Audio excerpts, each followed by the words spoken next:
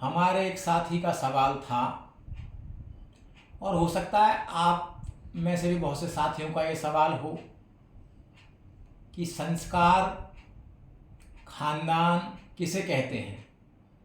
साथियों, खानदान, संस्कार, रीति रिवाज, ये तीनों पर्यायवाची शब्द हैं। इन तीनों का एक ही मतलब है। इस बात को आप एक कहानी के माध्यम से समझें। साथियों, मैंने ये कहानी अपने बड़े बुजुर्गों से, अपने पिताजी से सुनी है, और ये कहानी बिल्कुल सत्य घटनाओं पर आधारित है। इसमें कुछ भी बनावटी नहीं है। सुने साथियों, एक बार एक विद्वान पुरुष, उसके 4 बेटे थे। 4 बेटों में से 3 बेटों की शादी तो उस विद्वान पुरुष ने कर ली थी, लेकिन उसके चौथे बेटे की शादी में समय लग गया था, काफ़ी समय लग गया था। और वो समय भी उस विद्वान पुरुष की वजह से ही लग रहा था, उनके पिताजी की वजह से ही लग रहा था। क्योंकि जो रिश्ते आते थे, जो उस लड़के की शादी के लिए प्रस्ताव आते थे, वो कुछ ना कुछ कमी निकाल कर उस रिश्ते को, अपने चौथे लड़के के लिए जो रिश्ते आते थे उसको वो नकार दिया करते थे, ठुकरा दिया करते थे। अब जब काफ़ी समय हो गया, उसकी शादी नहीं हो रही थी चौथे लड़के की, तो उस विद्वान पुरुष के, विद्वान आदमी के 3 बेटे बोले, जिनकी शादी पहले हो चुकी थी। मान कि पिताजी, हमारे चौथे भाई की शादी को काफ़ी समय हो गया है। पिताजी बोले हाँ हाँ बेटो। फिर कुछ दिन बाद एक रिश्ता आया, एक प्रस्ताव आया शादी के लिए। उस चौथे बेटे की शादी के लिए फिर एक प्रस्ताव आया। तो उनके पिताजी उस प्रस्ताव को भी नकारने लगे, उसको भी ठुकराने लगे। अब उनके जो 3 बेटे थे, उसके जो 3 बेटे थे जिनकी शादी पहले हो चुकी थी, वो अपने पिताजी से बोले, वन की पिताजी, आप इस रिश्ते को, इस शादी के प्रस्ताव को जो हमारे भाई के लिए आया है, इसको क्यों नकार रहे हैं, क्यों ठुकरा रहे हो। उनके पिताजी बोले, वो विद्वान पुरुष बोले, वन की बेटो, ये शादी करनी ठीक नहीं है। अब वो बेटे बोले, वन की पिताजी क्यों क्यों ठीक नहीं है, क्या कमी है। सुंदर लड़की है, लंबी लड़की है, और अच्छा खानदान है, बेटी वाले बड़े आदमी हैं, पैसे वाले हैं, क्या परेशानी है। उनके पिताजी बोले, वो विद्वान पुरुष बोले, वन की बेटो, ये ठीक नहीं है।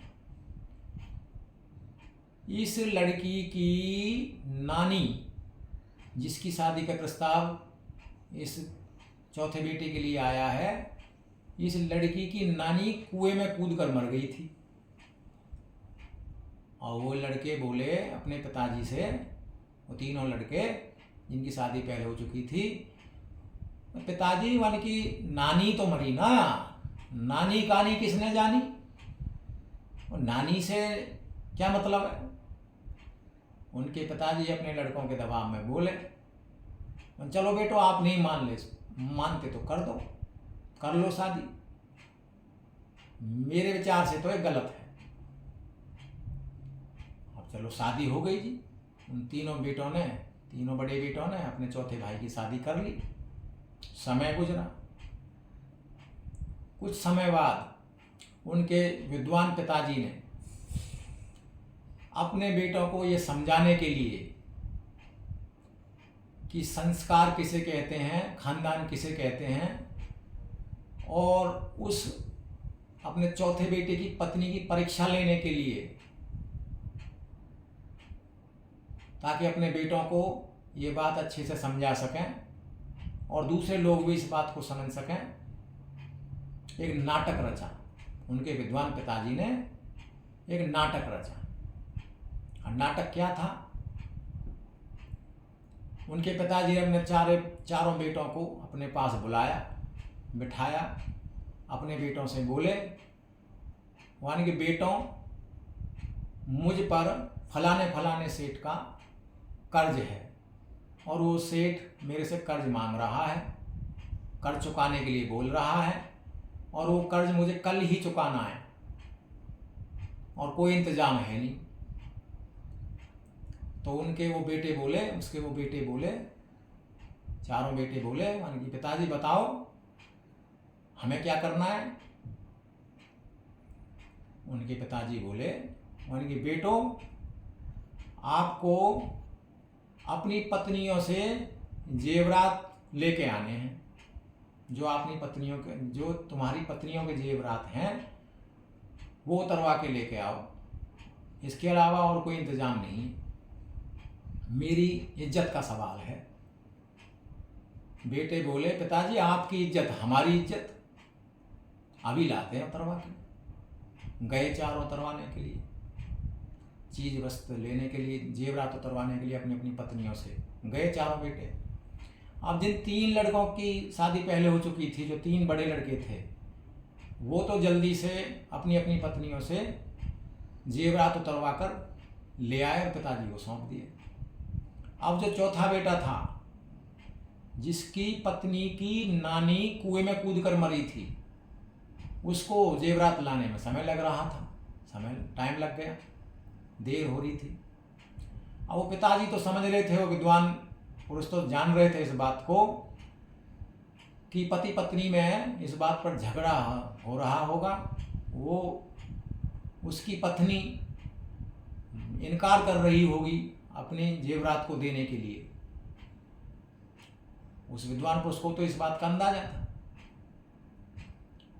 हो भी ऐसा ही रहा था। वो जो चौथा बेटा था, अपनी पत्नी से जेवरात मांगने के लिए गया तो उसकी पत्नी ने इनकार किया, यानी मैं क्यों अपने जेवरात को दूं, मुझे क्या मतलब है। उसके बेटे ने लड़ाई झगड़ा करके उसको डरा धमका के वो अपनी पत्नी से जबरदस्ती जेवरात ले आया, लाकर जेवरात अपने पिताजी को सौंप दिए। पिताजी ने सारे जेवरात अपने पास रख लिए और अपने चारों बेटों से बोले, वन की बेटो, आज रात चौकस रहना, चौकस सोना, चोर चकोर का खतरा है। लड़के बोले, ठीक है पिताजी। पिताजी तो सोए ही नहीं थे, पिताजी तो जगी रहे थे, वो विद्वान पुरुष तो जगे हुए थे। उनको तो अंदाजा ही था कि क्या होने वाला आज रात। कोई बात नहीं, बेटे चले गए। दोस्तों, पुराने समय में घर के आंगन में ही पानी के इंतजाम के लिए कुएं अथवा कुइया का इंतजाम होता था। अब उनके घर में भी कुआं था। अब उस रात को, लगभग आधी रात को, उस चौथे लड़के की घरवाली, जिसकी नानी कुएं में कूदकर मरी थी, वो आधी रात के लगभग आकर वो जो आंगन में कुआं था उस कुएं में कूद गई। अब वो पिताजी तो जगे हुए थे उनके। वो पिताजी एकदम से बाहर आए और एकदम से जो है अपने बेटों को आवाज दी, वन के बेटो आ जाओ, जल्दी से आओ, जल्दी आओ। वो बेटे आए, वो बेटे चारों बेटे उसको दौड़ कर आए। पिताजी क्या बात है, इस बहू को कुएं में से निकालो, देखो कुएं में गिर गई है, चौथे बेटे की पत्नी कुएं में गिर गई है, इसको निकालो जल्दी से। उन्होंने भी जल्दी से कुएं में से निकाली, उसकी जान बचाई। सुबह हुई। अब पिताजी अपनी जो जेवरात अपने बेटों से, अपनी बहुओं की जेवरात जो रात में ली थी, अपने पास रखी थी लेके, अपने बेटों को सुबह देने लगे वापस। अब उसके बेटे बोले, पिताजी आप तो फलाने सेठ का कर्ज देने वाले थे, कर्ज चुकाने वाले थे, उस कर्ज का क्या हुआ, उस कर्ज का क्या होगा।